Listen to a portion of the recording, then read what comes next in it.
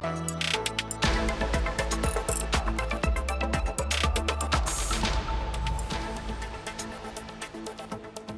et messieurs, bonjour et bienvenue dans ce Focus Éco. Le sujet du financement de la transition climatique, un enjeu majeur de la COP29. Les négociations entre pays développés et pays en voie de développement piétinent. La question de la responsabilité des pays émergents et de leur capacité de financement se pose. Les pays développés doivent tripler, voire quadrupler leurs efforts financiers pour faire face au changement climatique. Selon les ONG, les besoins en financement s'élèvent à 1 000 milliards de dollars d'aide par an. Comment lever ces fonds? Quelles pistes pour les obtenir? Qui doit financer le climat et qui doit bénéficier des aides pour lutter contre le réchauffement climatique? Réponse ce soir avec vous, Monsieur Abdellatif Komat. Vous êtes doyen de la faculté des sciences juridiques, économiques et sociales de Casablanca. C'est un plaisir de vous avoir avec nous. Merci pour l'invitation. Alors, parmi les enjeux de cette COP29, c'est cette question du financement des pays en voie de développement. Où en est-on aujourd'hui? En fait, cette question s'impose comme la principale, dorénavant, parce que c'est vrai, l'enjeu du financement devient un sujet crucial, d'autant plus qu'il prend beaucoup d'ampleur. C'est vrai qu'on avait à un certain moment estimé, et d'ailleurs c'était l'objectif d'arriver à 100 milliards de dollars à l'horizon 2025, comme il y a une évaluation qui se fait chaque 5 ans. Aujourd'hui, il s'agit de définir les perspectives à l'horizon 2030. Et là, finalement, le besoin, pratiquement, il est multiplié par 10. Aujourd'hui, on parle de 1 000 milliards de dollars. Et il y en a même qui parlent de 1 300 milliards de dollars et d'aller jusqu'à 2 400 milliards de dollars à l'horizon 2030. Donc, bien évidemment, la question du financement est fondamentale. Et bien sûr, comme vous l'avez dit, il s'agit justement de tractation. Qui va financer qui? Quel est le rôle des pays émergents, des pays développés et également des organisations internationales du secteur privé, parce qu'il y a même une imposition aujourd'hui à laquelle appellent certains pays pour les plus riches pour justement contribuer au financement de la lutte contre les aléas climatiques. Et rappelons que les catastrophes naturelles se multiplient un petit peu partout dans le monde.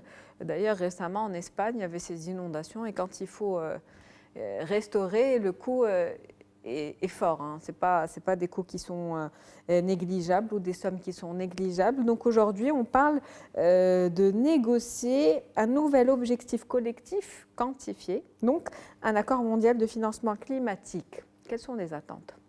En fait, les attentes, bien évidemment, telles qu'elles sont définies par l'accord de Paris, c'est de maintenir la température au niveau mondial, ne pas dépasser une hausse de 1,5 degré et de se situer au maximum de 2 degrés. Alors, bien sûr, les perspectives et la situation telle qu'elle est aujourd'hui présagent que nous sommes en train de dépasser ce qui est prévu, avec bien sûr des effets, vous l'avez dit. On vit des catastrophes naturelles un peu partout et tout cela a tendance à s'amplifier parce que d'année en année, on voit que ces catastrophes prennent de l'ampleur, tout d'abord géographiquement, mais également au niveau de leur intensité. Et bien sûr, nous sommes également, comme j'ai dit tout à l'heure, à la préparation, je dirais, de la phase 2025-2030. Et donc, cette coïncidence a fait qu'il y a une double donne. La donne, c'est l'amplification des crises naturelles, mais également le fait que nous sommes en phase de renégociation du financement de la lutte contre les aléas climatiques. Et c'est pour cela que cette dimension est très importante parce que nous sommes en train de préparer, je dirais, les prochaines années avec des incertitudes qui sont sur le plan naturel, sur le plan humain, sur le plan économique. Il s'agit aujourd'hui de trouver une entente, je dirais, qui ferait le moins de mécontents possible parce que vous faites une citation qui a attiré mon attention de l'un des responsables, c'est de dire il faut qu'on sorte avec le même niveau de mécontentement. Ça veut dire quoi? Ça veut dire que tout le monde aujourd'hui, peut-être, il sera forcé en termes de décision, que ce soit les pays développés, parce qu'ils doivent faire l'effort de financement, que ce soit les pays en développement qui ont besoin de ce financement, quelle que soit la solution, certainement, il ne va pas satisfaire tout le monde, mais l'essentiel, c'est d'avancer et de ne pas aller vers une certaine disproportion je dirais, ou des conflits, parce que l'enjeu, c'est un enjeu humanitaire et humain. Il est de très grande ampleur. Il ne s'agit pas que d'enjeux économiques, mais d'enjeux naturels, d'enjeux humains. Et donc, la communauté internationale a intérêt à trouver des accords, justement, pour aller de l'avant. Donc la communauté internationale qui doit se mobiliser, c'est maintenant que ça se passe. Il ne nous reste plus beaucoup d'années pour arriver à 2030, vous l'avez dit, 5 ans. Déjà, le cap de 1,5 % a été déjà dépassé. On enregistre d'une année à l'autre les années les plus chaudes jamais enregistrées, donc d'un record à l'autre. Quand on parle de financement, vous l'avez dit, c'est entre 1000 et 1300 milliards qui sont demandés tous les ans. C'est un besoin de 18 000 milliards si on devait voir la somme dans sa totalité, 18 000 milliards de dollars. Il y avait déjà une action qui avait été entreprise, celle de payer 100 milliards par an, mais ça n'a pas été fait, seulement je pense en 2022, je parle sous votre contrôle.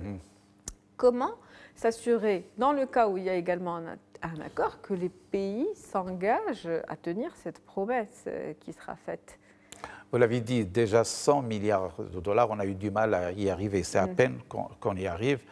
Et bien évidemment, aujourd'hui, les montants qui sont avancés sont des montants énormes dans une période, il faut le rappeler, de crise, mais également de restrictions budgétaires. On voit un peu ce qui se passe au niveau des pays avancés aujourd'hui, au niveau de leur taux de croissance, au niveau en fait de la tentative de maîtriser les déficits budgétaires. Donc c'est un enjeu économique, social et financier en fait très très important, étant donné, je dirais, les conditions difficiles que traversent les différents pays. Mais l'enjeu, comme j'ai dit tout à l'heure, il est de taille.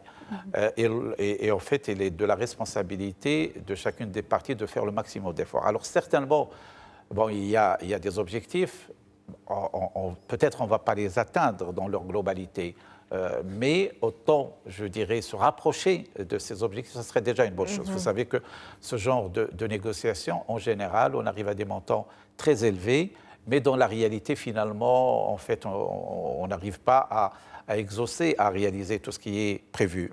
Mais si on s'en rapproche, c'est déjà une bonne chose. Ce qu'il faudrait noter, c'est qu'aujourd'hui, il y a une prise de conscience, parce que c'est vrai qu'il y avait à un certain moment une certaine réserve, et peut-être parfois de considérer que c'est des choses qui ne sont pas notables, que cette question climatique, il y en a même qui n'y croient pas.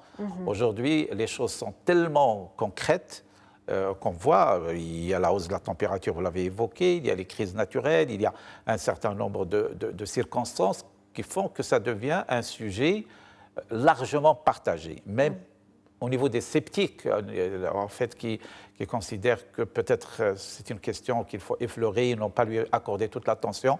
Aujourd'hui, ce n'est plus le cas. Et bien sûr, il y a une mobilisation au niveau des organisations internationales. Et puis, ça devient également une question d'image. Une question d'image, on voit aujourd'hui, par exemple, la Chine, qui à un certain moment développe une certaine réticence, elle est interpellée. Les États-Unis, aujourd'hui, on évoque le fait de l'élection de Donald Trump parce qu'il avait certainement à un certain moment, je dirais, une certaine position. Est-ce qu'il va la maintenir? Est-ce qu'il va la changer? Et aujourd'hui, les pays, ils sont, je dirais, évalués au niveau international sur leur degré d'engagement dans cette question, qui est une question, comme j'ai dit tout à l'heure, de grande importance sur le plan humain. Et donc, chacun va essayer de préserver son image, sa participation à cet élan. Alors, avec tout cela, espérons que, bien sûr, les négociations sont en cours, parce que nous sommes à la veille du 22 novembre, qui est la date ultime pour la clôture de cet événement. En général, c'est dans les dernières heures que ce genre d'accord, on y arrive à le conclure. Peut-être pas tel qu'il évolue, mais certainement il va y avoir un accord. En tout cas, vous avez parlé de la Chine, vous avez parlé des États-Unis, donc la Chine qui mobilise déjà 24,5 milliards pour investir dans l'action climatique dans les pays en voie de développement. Donc les États-Unis, avec cette victoire de Donald Trump qui peut un petit peu tout chambouler, rappelant qu'il est climato-sceptique. Donc comment finalement rassembler ces 1000 milliards quand les grands États et des États qui sont pollueurs sont sous la réserve?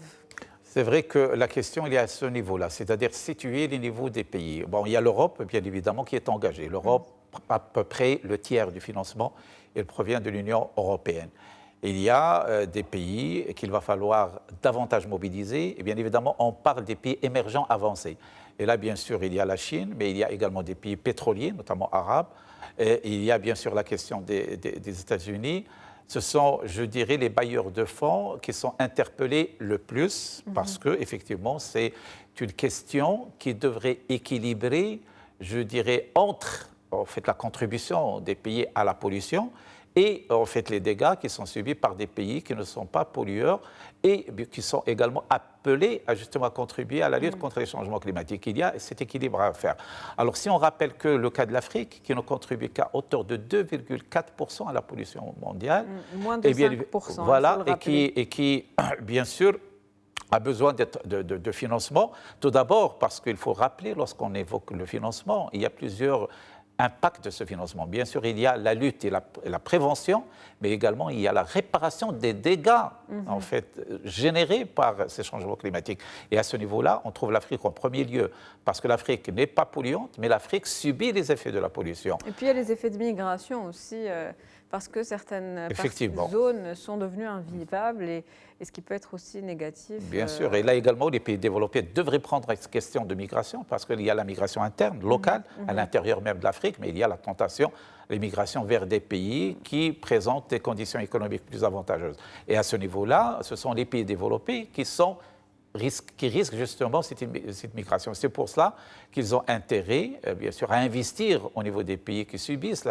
les effets du changement climatique pour tout d'abord les aider à affronter les dégâts générés, mais également à contribuer, je dirais, d'une manière plus massive à la lutte contre les effets. Et donc c'est pour ça que c'est une question cruciale, c'est un événement mondial qui s'impose aujourd'hui comme un des grands événements mondiaux. On parle des assemblées générales des Nations Unies ou de la Banque mondiale ou du FMI. L'événement, en fait, les COP aujourd'hui, je dirais, ils sont même en train de devenir l'événement mondial le plus important parce qu'il a des effets, des conséquences sur la vie, sur la nature, sur l'homme.